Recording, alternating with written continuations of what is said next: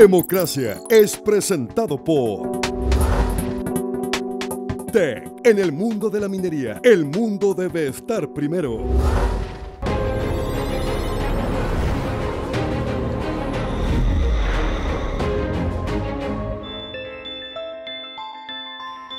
Hola, comienza Democracia en CNN Chile y les damos la bienvenida a un capítulo sobre el lugar de las mujeres y los hombres en nuestra convivencia.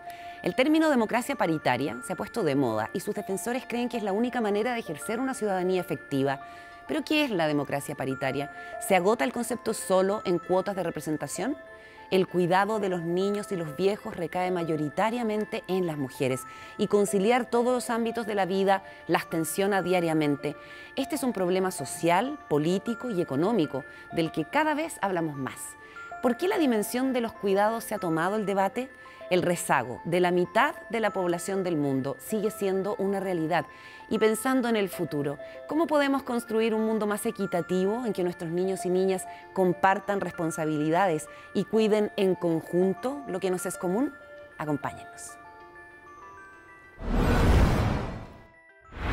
Históricamente las mujeres hemos luchado para no ser relegadas y por subsanar una brecha que, si bien ha disminuido, sigue existiendo y se replica en distintos espacios como el ámbito laboral y la toma de decisiones. ¿Cómo avanzar en estas materias cuando, a pesar de lo ganado, la cancha sigue siendo desigual dentro y fuera de la casa? Esta pregunta se plantearon Miranda Aspe e Ignacia Sánchez y este es su informe.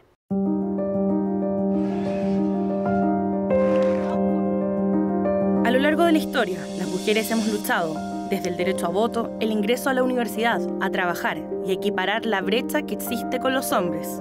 Un gran camino recorrido, pero lleno de deudas. Solo 1 de cada 4 parlamentarios en el mundo son mujeres. Entonces, ¿qué es lo que impide que las mujeres estemos más presentes en la toma de decisiones? Hoy anuncio que no buscaré la reelección y que mi mandato como primera ministra concluirá a más tardar el 7 de febrero. Sé lo que requiere este trabajo y sé que ya no tengo la suficiente energía en el tanque para hacerle justicia. En Chile, un 88% de las personas cuidadoras son mujeres, tal como la ex primera ministra de Nueva Zelanda, Jacinda Ardern. Muchas han tenido que relegar su trabajo por tener que asumir este rol. Hay estudios que actualmente demuestran que las mujeres dedican más del doble del tiempo a tareas de cuidado en relación a los hombres, ¿no? El número de mujeres está del orden de las 600.000 mujeres que hoy estarían realizando cuidados no remunerados. Entonces, sin duda, nosotros podemos decir que es una actividad que está feminizada y que no ha sido valorizada ni ha sido visibilizada como corresponde. Está fuera de la fuerza laboral, principalmente, ¿cierto?, por razones de cuidado de la familia. Y además también accede a trabajos distintos y tiene posibilidades de desarrollo en su vida laboral muy distintas. La mujer le cuesta mucho tener una carrera continua que le permita, ¿cierto?, desarrollarse y llegar a los cargos de mayor responsabilidad, como son la gerencia de primera línea o los directorios, justamente porque tiene lagunas en su trayectoria, tiene lagunas en su formalidad que finalmente le impide llegar a los lugares donde se toman las decisiones. La participación de la mujer en el campo del trabajo tiene distintas brechas. Participamos menos en el mercado y tenemos mayor desempleo, entre otras. Una de las causas tiene que ver con los cuidados. Entonces, ¿por qué no acceden a esto? Justamente por esta falta de trayectoria continua, también por el tipo de carrera que están estudiando las mujeres, que son finalmente muchos de los cuales se demanda. Y también hay un gran como error cuando se busca mujeres, por ejemplo, para directores por parte de las empresas, buscan exactamente lo mismo, pero en mujer. Es decir, buscan al que fue gerente general del rubro específico en los cuales se desarrollan, y tú encuentras muy poquitas mujeres, o gerentes de primera línea, o sea, buscan lo mismo en mujer. Y es real que hay momentos sensibles neurobiológicamente donde la mujer está más sensible, sobre todo en la etapa del recién nacido. Pero eso dura un año, un par de años, no dura la vida entera. Es decir, las mujeres no tenemos por qué ser los que cuidamos a cualquier familiar enfermo que esté, ¿no? O a los abuelitos, a las abuelitas. Los hombres también pueden hacer eso. Los hombres también pueden hacer el aseo, también pueden cocinar. Y lo hacen muy bien. Fue mundialmente conocida la historia de Jacinda Ardern, quien desde que asumió como primera ministra de Nueva Zelanda estuvo envuelta en polémicas sexistas donde fue cuestionada si se iba a dedicar a la política o a ser madre. Dio a luz mientras ejercía el cargo, incluso tomándose 6 semanas de postnatal, una luz en los altos cargos ejercidos por mujeres. En 2022 renunció.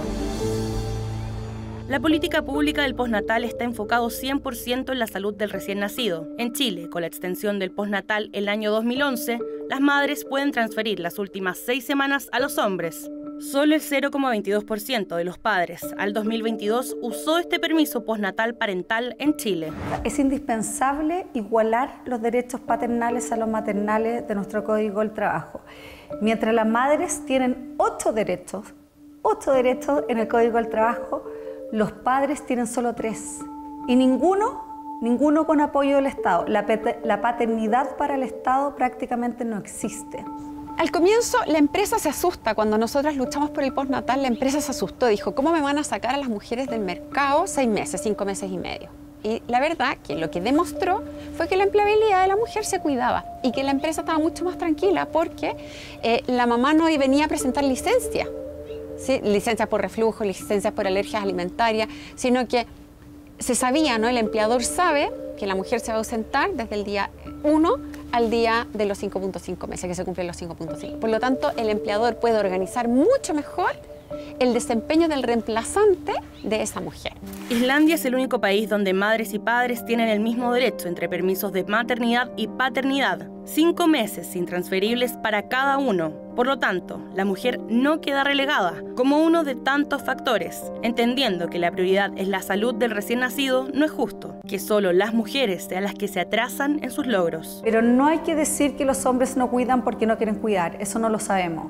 Pero sí sabemos que si es que hay alguien que termina desertando por nuestra cultura, que es absolutamente de cuidado femenino, son ellas. Entonces tenemos que generarle a los padres, a los hombres, las condiciones laborales para que puedan cuidar desde las políticas públicas, pero también de las políticas empresariales, porque hay muchos derechos que pueden acordar, que son de la madre, que pueden acordar que lo ejerza el padre, y eso en Chile no se está aplicando. Tienen que estar todos los esfuerzos y mientras más rápido avancemos, mientras más espacio fiscal podamos tener para poder invertir en materia de cuidados y poder fortalecer también la oferta, sin duda esas brechas se van a poder achicando y vamos a poder permitirle a las mujeres, ¿cierto?, de todas las edades que puedan tener proyectos de vida y por qué no incorporarse al mercado laboral y además a proyectos de alta dirección o de distribución de poder.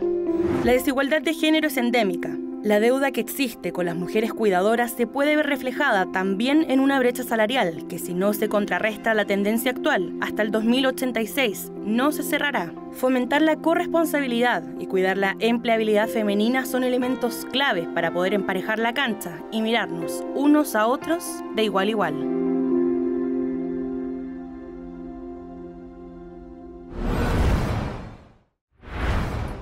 Es momento de nuestra entrevista internacional en Democracia en CNN Chile. Irune Aguirrezábal es doctora en filosofía, especializada en género y relaciones internacionales, profesora de la Universidad Autónoma de Madrid, directora del Programa Iberoamericano de Derechos Humanos, Democracia e Igualdad de la Organización de Estados Iberoamericanos y además fue la impulsora del Foro Iberoamericano Democracia Paritaria en el proceso constitucional chileno. Irune, un gusto saludarte. Muchas gracias por conversar con nosotros.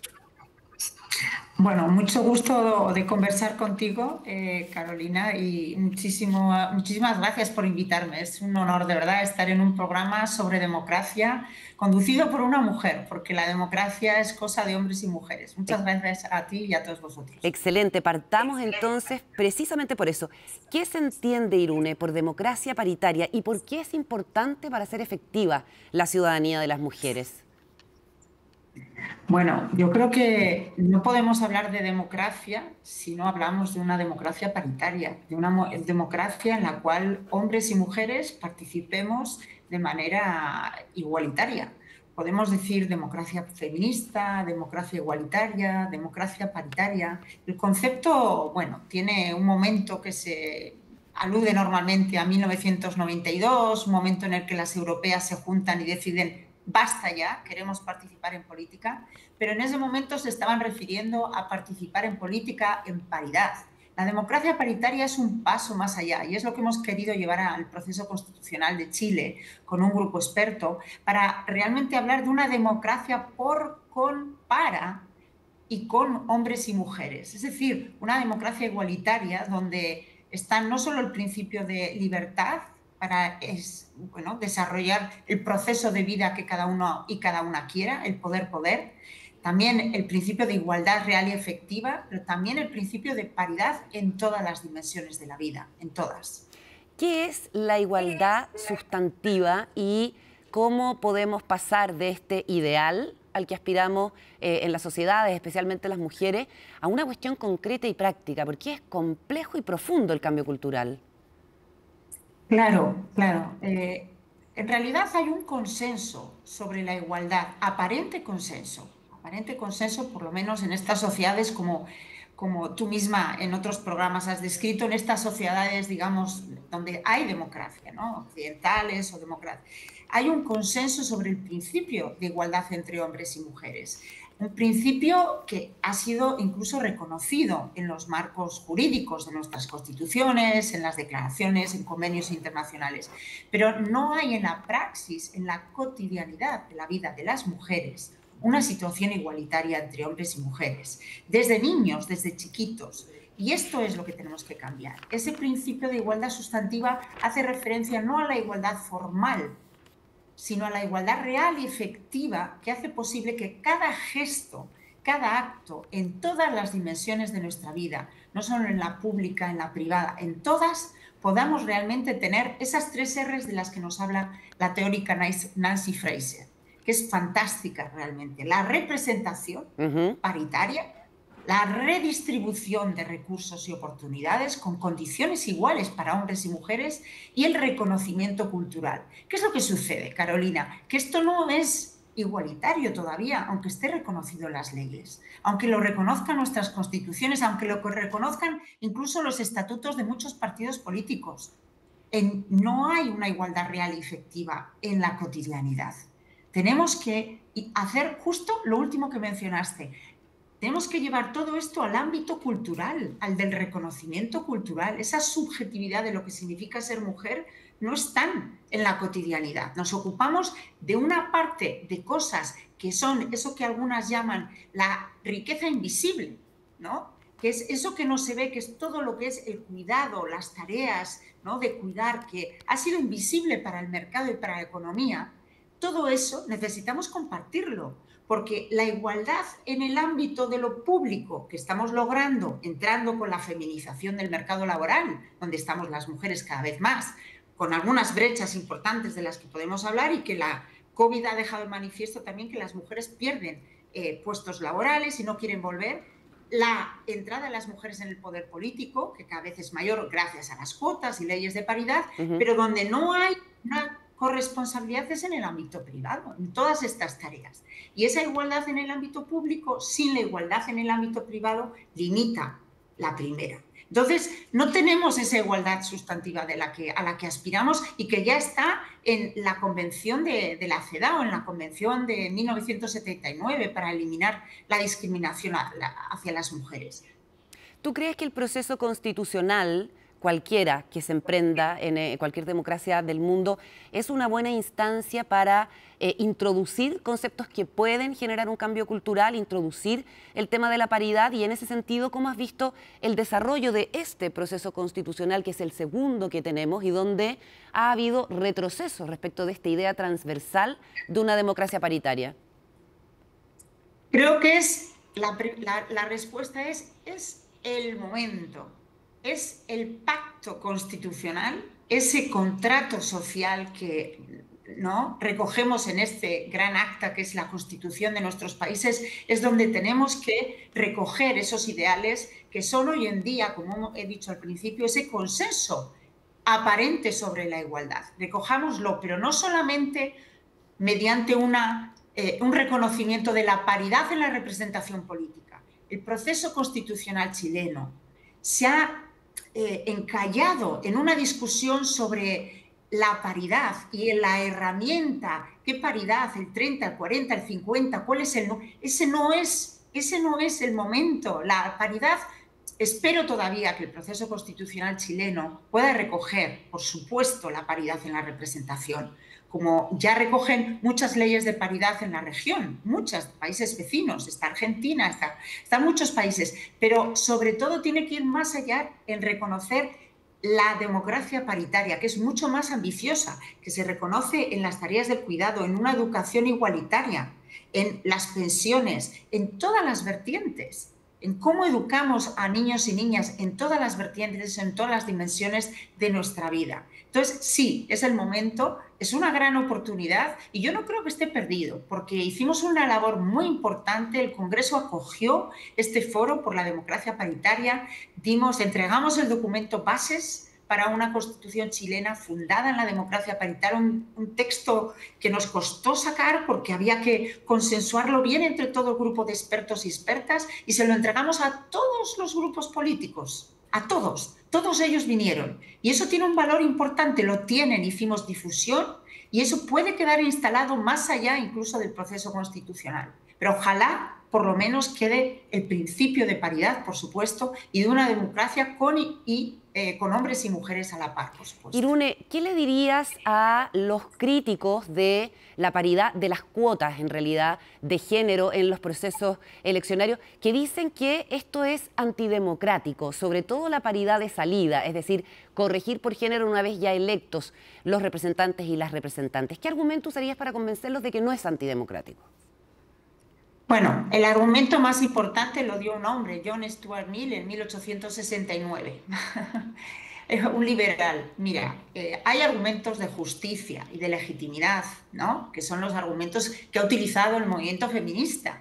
Es justo, es democrático, da legitimidad a la democracia, es suficiente. A mí no me hacen falta más argumentos. No hay democracia si no hay paridad en la representación. Si el universalismo de la representación que recae en hombres y mujeres no está representado a la par. No somos un grupo minoritario, ni siquiera una cuota vale ya. No hay un concepto de masa crítica ya que sustente que no haya mujeres en paridad con los hombres en todos los mecanismos, entidades de decisión política, sean parlamentos, judicatura, sea una comunidad de vecinos, me da igual.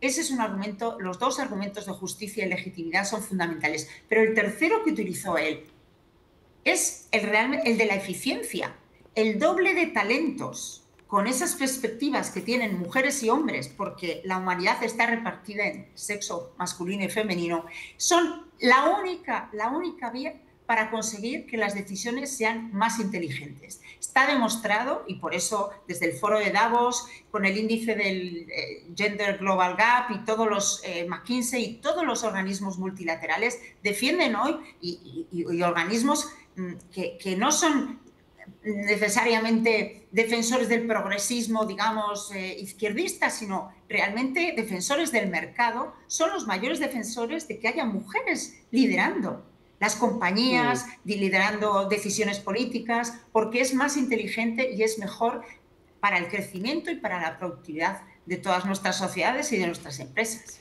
Irune, ¿cómo te explicas que los logros que van consiguiendo las mujeres en distintos momentos de la historia? Recién tuvimos un momento feminista muy intenso, el año 2017, 18, 19, que los avances que se consigan nunca se puedan consolidar del todo o cueste mucho consolidarlos. Pareciera siempre haber una fuerza reaccionaria que no quiere que esos cambios se consoliden. No sé si compartes. Comparto plenamente, Carolina. Comparto, pero claro, podemos caer en una visión muy pesimista. Yo creo que hay que contener esa visión. Y es difícil el equilibrio. Por un lado, si miramos a 40 años atrás o apenas 30 años atrás, por ejemplo, en política, apenas había en 1992-95 un 7-10% de mujeres en política. Ahora en América Latina superan el 30% de media. Estamos mejor. ¿Cuál es la resistencia? Que las mujeres entran en política y sufren acoso y violencia política. O sea, está la resistencia, ¿no? Por ejemplo, hablando del ámbito político. Y en todos los ámbitos podemos ver lo mismo. Hay brechas salariales, aunque las mujeres ocupan el mismo cargo. Es decir, por un lado hay avances, pero por otro lado hay resistencias y por lo tanto tenemos todavía que estar alertas, atentas y seguir reivindicando. Esto es lo que hace que el movimiento feminista tenga necesidad de seguir tan vivo como lo ha estado siempre en las últimas décadas. Pero yo creo que es necesario también ver el optimismo, por ejemplo, en el caso Rubiales de España, que ha girado en América Latina, en todas las televisiones, en todas las conversaciones. Yo he estado recientemente en Uruguay, en Argentina, este tema se habla en todos los foros. Bueno, la visión pesimista de ese caso es, fíjate qué machista todavía es la sociedad. Pero yo creo que hay que ser optimista pensando, y es mi visión, la sociedad española, por ejemplo, ha sido la que le ha parado los pies a todo el partido político que dudó en algún momento de si esto era soportable y tolerable. Y dijeron, claro, ¿ves? No lo toleraron. Claro, y la sociedad no lo toleró. Por lo tanto, claro, yo creo que hay que ser contundente. No estamos todavía en una sociedad igualitaria, nos queda mucho para una democracia paritaria. La Constitución es un momento determinante para hablar de esto y a dar pasos adelante. Pero estamos dando pasos y, bueno, pues los cambios, claro, siempre hay resistencias. Mira, en política, por ejemplo, hay evidencias de que las resistencias vienen sobre todo de los hombres más mediocres. Porque cuando tú tienes una ley de cuota de paridad del 50%, por decir un porcentaje, o del 30%, me da igual. O sea, cuando ellos dicen, no, es que son mujeres cuota, como les llaman en algunos países, pero si el otro 50% también son hombres cuota. O sea, ¿cuáles son los hombres que salen? Los más mediocres. Eso hay un estudio muy bueno que lo demostraba claramente en los países nórdicos, ¿no? Los hombres con más miedo, con más temor a esa legislación obligatoria que obliga a repartir los cargos, son justamente los hombres que tienen más posibilidades de salir por menos méritos. Bueno, podemos hablar de la política, pero podemos hablar de todos los foros, ¿no? de todos los espacios. ¿Cómo crees que hay que socializar a nuestros niños y niñas en la importancia de la corresponsabilidad y la equidad de género? Mira, esta es la clave. Desde la Organización de Estados Iberoamericanos, que se dedica a la educación, sobre todo la cultura, la ciencia, la tecnología, derechos humanos, democracia e igualdad, la educación es la herramienta fundamental de transformación. La Unión Europea está en este debate también. Está en el debate de cómo podemos hacer que haya una ciudadanía cívica democrática. La educación, la formación, la sensibilización en la cultura de la igualdad. Tenemos que entrar no solo en las aulas, también a través de la educación informal y a través de los ejemplos, de las referencias, como tú, Carolina, como todas las personas que estáis en medios de comunicación, en lugares, en espacios públicos, personas, mujeres, dando ejemplos de que podemos ser quienes queramos y que tenemos las mismas capacidades y tenemos la misma dignidad como seres humanos. La educación es la herramienta transformadora y yo creo que por ahí, y con ejemplos como este gran programa que tiene CNN, con el que de verdad empatizo plenamente, y desde la OI os agradecemos mucho que lo hagáis, pues pensamos que podemos avanzar y esperamos que avancen todos los países latinoamericanos y europeos y todo el mundo, por supuesto. Irune Aguirrezábal, muchísimas gracias por la conversación, por la generosidad y por entregarnos y compartir con nosotros tus opiniones en este asunto tan, tan importante. Un abrazo a la distancia. Un abrazo a Chile. Mucho ánimo en todo. Nos vamos a la pausa y ya seguimos con más Democracia en CNN.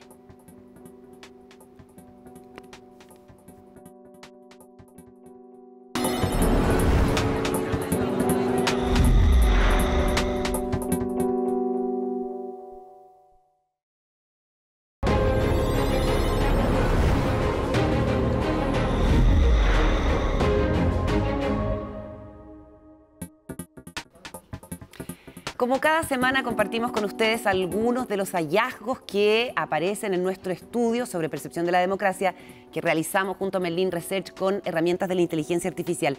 Y uno de los que nos ha llamado mucho la atención es la manera diferente que tenemos hombres y mujeres de aproximarnos al concepto de la democracia.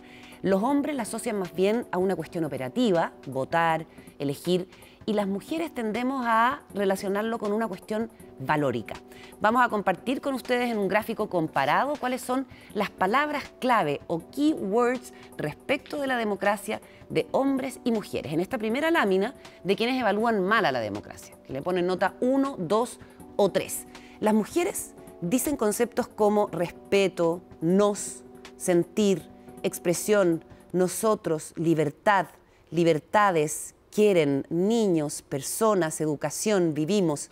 Y en el caso de los hombres se refuerza esta idea de que se asocian a la democracia con una cuestión más bien práctica, operativa. Estas son las cuestiones que aparecen con más, digamos, énfasis entre hombres y mujeres. Sistema, mundo, política, políticos, clase, malos, grupos, partidos, corrupción. Esto es la gente que evalúa mal la democracia, recordemos. Nación, dinero, tiempo, político.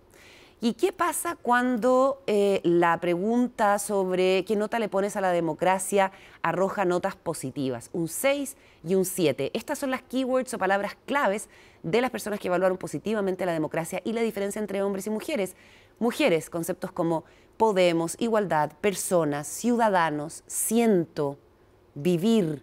Y en el caso de los hombres, poder, representantes, sociedad, estabilidad, partidos, Chile, instituciones, decisiones, corrupción.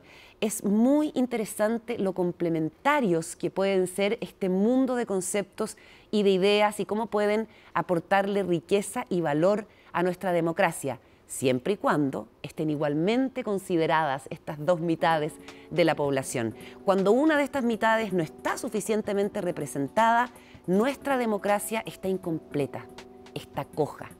Y tenemos la evidencia para poder aspirar a una cuestión más complementaria. Vamos a seguir profundizando en este asunto. Los invito a continuar con nuestro panel. Y ya estamos listas para iniciar la conversación con nuestras invitadas de hoy al panel en Democracia en CNN Chile. Las presento de inmediato. Gina Oquetó es empresaria del rubro de la seguridad, facilitadora de emprendimientos y directora de empresas. De hecho, Gina ha abierto camino a las mujeres en el masculinizado mundo de los directorios y es una entusiasta promotora del ingreso de otras mujeres a este mundo. Bienvenida, Gina. Gracias. También estamos con Carla Liubetich, que es psicóloga infanto-juvenil, máster en salud mental y además directora ejecutiva de la Fundación Niñas Valientes. Bienvenida, Carla. Muchas gracias. Yo, la primera pregunta que quisiera hacerles y que me contara cada una desde sus respectivos ámbitos es ¿cómo abordan el concepto de la equidad de género? Gina. Mira, es muy importante y la verdad es que fome que sea un tema todavía en este siglo, con lo que está pasando, con un mundo abierto, pero en Chile todavía estamos al debe en cuanto a participación de mujeres. En las empresas en general que reportan a la CMF, solamente el 14% somos mujeres. Y en las que somos parte del IPSA, que no son más de 30 en Chile, es alrededor de un 21%. O sea, todavía estamos al debe. Y hay mucho que hacer ahí. Y nosotras como mujeres directoras tenemos mucho que hacer. Hay un fenómeno que se llama el de las faldas doradas, que siempre es un mundo muy chiquitito y los controladores y quienes ponen a mujeres en los directorios, los headhunters también siempre están viendo a las mismas. Y creo que lo que tú dices, abrir mundos para otras, estar capacitadas, estar siempre al día, estar promoviendo, estar haciendo networking también con otras mujeres, es también tarea de uno. El porcentaje malo es que todavía un 45% de empresas en Chile que reportan tienen 0 mujeres en su directorio. Entonces, la foto es bastante fea, esperemos que el video se vaya mejorando y ahí tenemos un rol como sociedad fundamental en también golpear la mesa nosotras mismas, hacerlo bien, capacitarnos, porque farrearse a mujeres creo que hoy día perdemos todo. La diversidad, la inclusión, la ponemos también y si más del 50% de las mujeres entra a la universidad y salen de la universidad, que no estén en puestos de liderazgo es algo que finalmente las empresas pierden. Tú abordas este tema, Carla, desde la infancia, con los niños y las niñas. La fundación se llama Niñas Valientes. ¿Por qué tienen que ser valientes las niñas? Yo diría que lo que la fundación busca hoy día es justamente trabajar para que las cifras que mencionaba Gina dejen de existir. ¿Ya? Buscamos ir a las bases, a la estructura que sostiene esas distintas cifras y que finalmente hoy día nos va mostrando las distintas brechas en distintas dimensiones en las que vivimos en nuestra sociedad. Entonces, la Fundación lo que hace es pensar que un elemento sumamente importante que está a la base de esta problemática tiene que ver con las creencias culturales que tenemos las personas, y esas creencias culturales se desarrollan, se reproducen y se profundizan a través de la educación, ¿ya? Entonces, Niñas Valientes lo que hace es promover la equidad de género a través de la educación, en tanto consideramos que si no lo trabajamos desde la niñez, vamos a seguir llegando tarde. Cuando ya somos mujeres adultas, estas cifras de alguna manera ya las estamos encarnando, ya tomamos decisiones sobre nuestras trayectorias, ya definimos si nos queremos desarrollar en esta dimensión o en esta otra, ¿cierto? Y vamos de alguna manera agudizando estas distintas brechas o estas carreras que están o feminizadas por un lado o masculinizadas por otro. Entonces nosotras queremos dejar de llegar tarde para que cuando las niñas y los niños también se están desarrollando, están creciendo, estas distintas creencias limitantes que finalmente nos van determinando en qué caminos vamos eligiendo, no estén y nos podamos desarrollar de manera libremente, podamos decir, yo quiero participar del espacio público, yo quiero ser líder de una organización, yo quiero ser una política, yo quiero ser una científica, una empresaria. Esos sean posibilidades, lo podamos imaginar porque conocemos a mujeres, conocemos a otras niñas, adolescentes y jóvenes que han seguido esas trayectorias. Y en la educación hoy día vemos cómo a edades muy tempranas estas distintas desigualdades y esta segregación se va ya generando.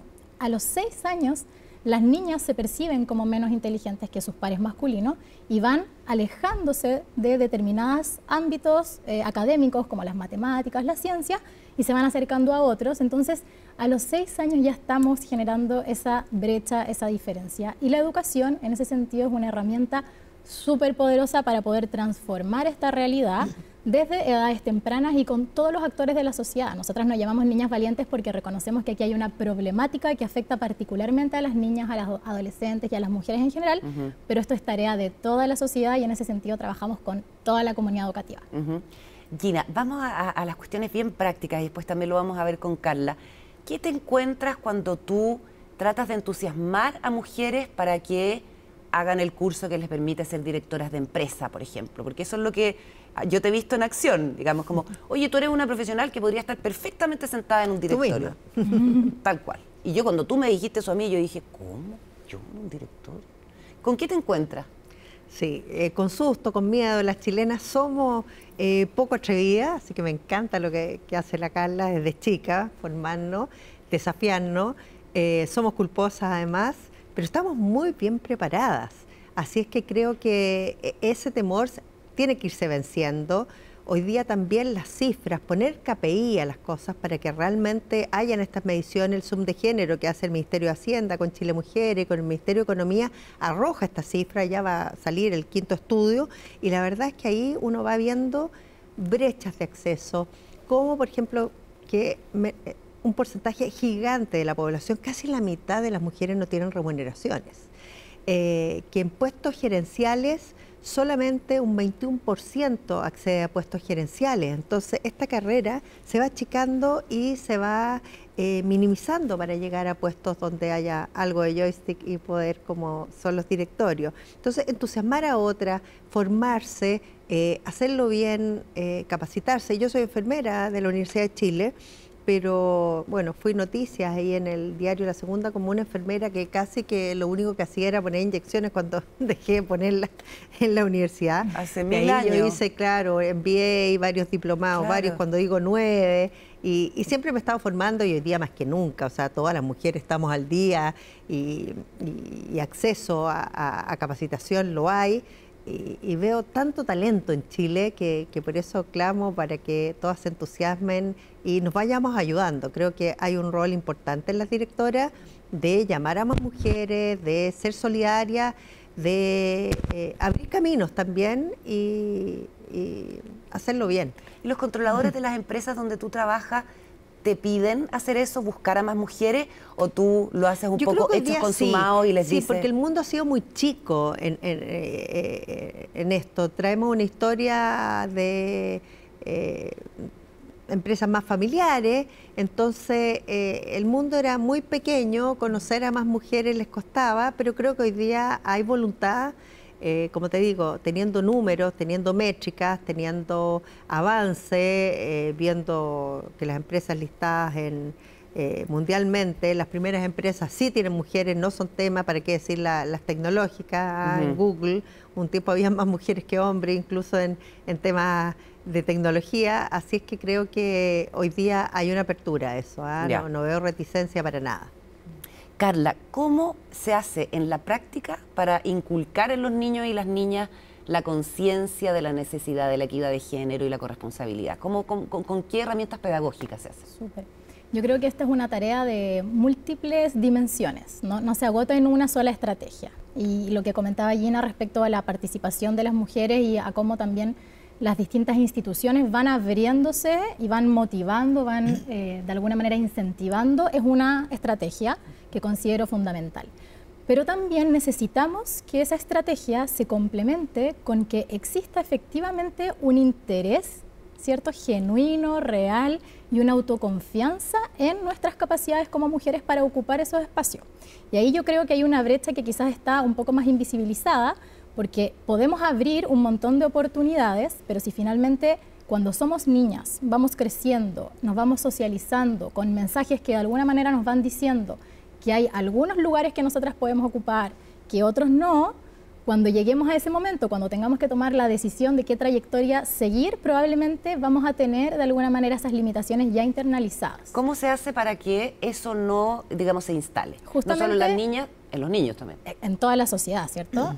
Justamente la educación lo que nos permite, por un lado, es visibilizar distintas realidades, pero también promover el desarrollo del pensamiento crítico.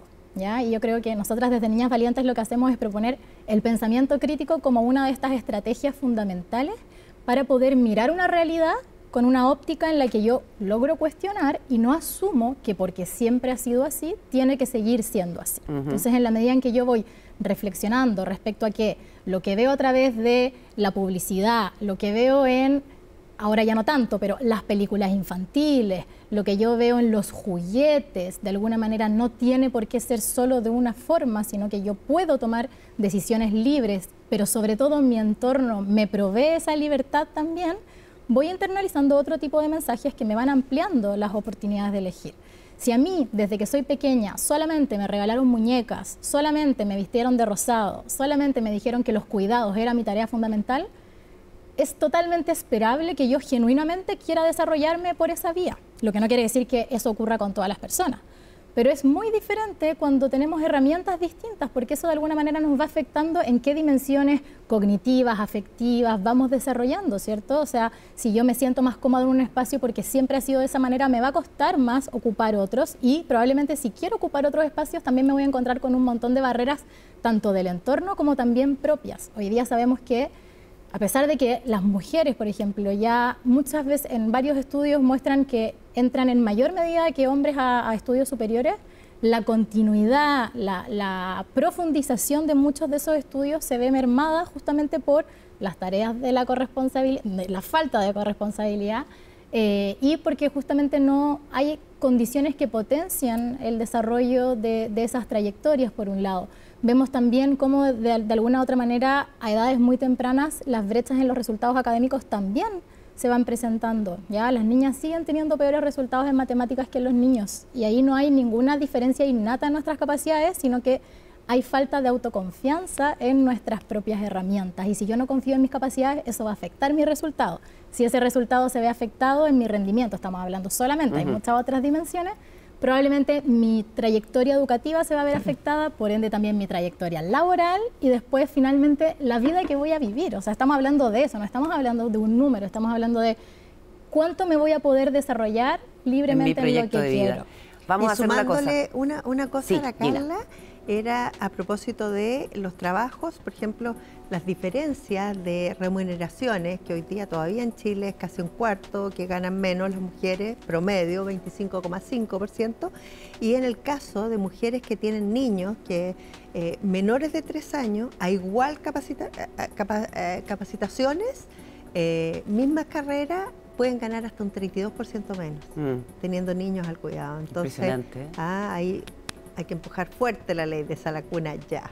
Vamos a hablar de eso, de la legislación, de formas concretas de encarar la corresponsabilidad. Después de esta pausa en Democracia en CNN Chile.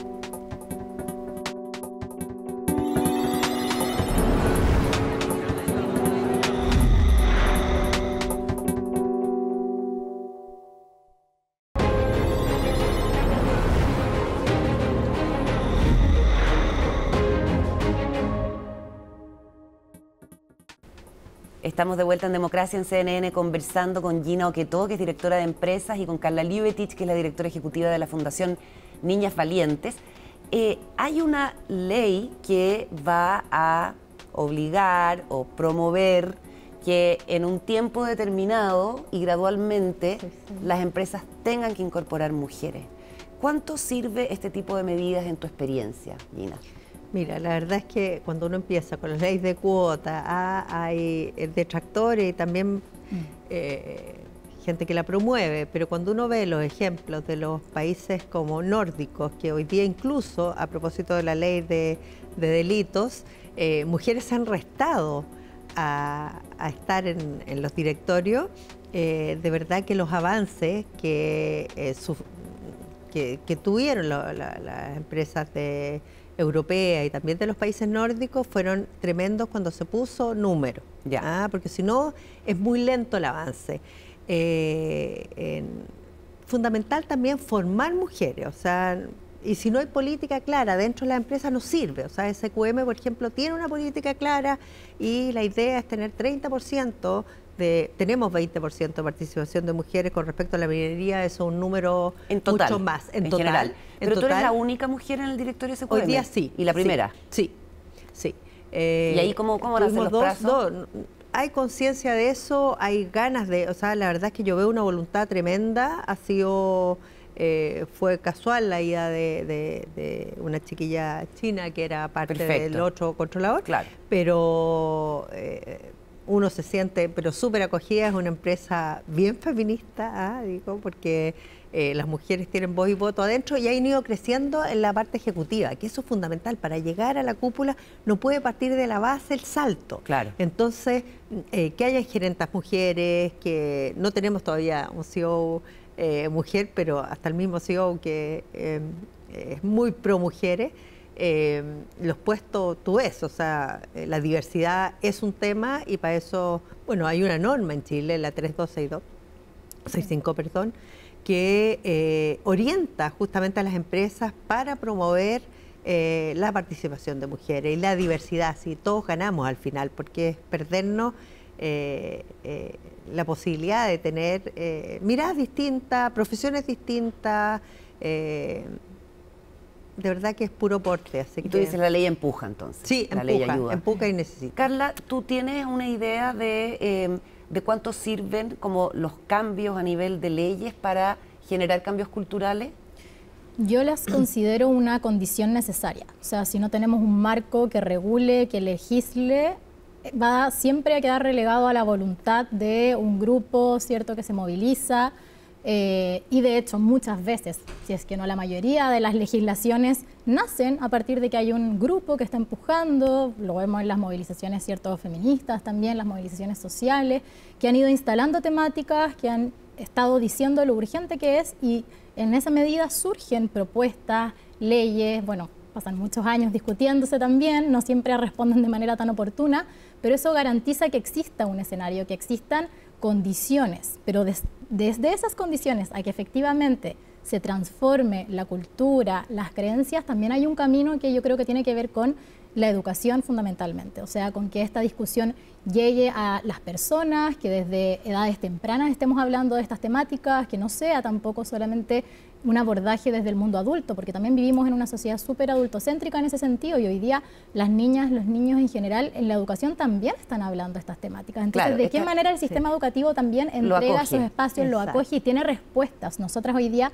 trabajamos con equipos docentes, formándolos justamente en educación y equidad de género, y lo que nos encontramos es que efectivamente estos equipos educativos en sus pregrados no tuvieron ninguna formación en estas temáticas, porque no se estaba hablando de eso. Entonces, ¿cómo enfrentan hoy día profesores, profesoras, equipos directivos, situaciones de violencia de género en la escuela, o incluso la mirada desde la prevención, que es lo que nosotras también empujamos harto, si es que no existen estas herramientas? Entonces necesitamos un marco regulatorio, legislativo, que oriente, que entregue recursos, tiempo y formación, pero esto también es un camino que hoy día lo tenemos que hacer en todos estos niveles, desde el micro, ¿cierto?, en cada una de las escuelas, hasta el macro en el sistema educativo. Y por suerte es un tema que ya se instaló, es decir, los avances son evidentes, falta mucho, pero estamos hablando de cosas que hace 5 años ni siquiera veíamos, ni siquiera hablábamos. Claro. Y qué decir en el tema de los cuidados, que también empieza a ser política pública. Gina y Carla, ha sido un placer tenerlas acá. Muchas gracias por venir. Gracias a ti, muchas gracias. Despedimos esta edición de Democracia en CNN Chile. Muchas gracias por acompañarnos. Hasta la próxima.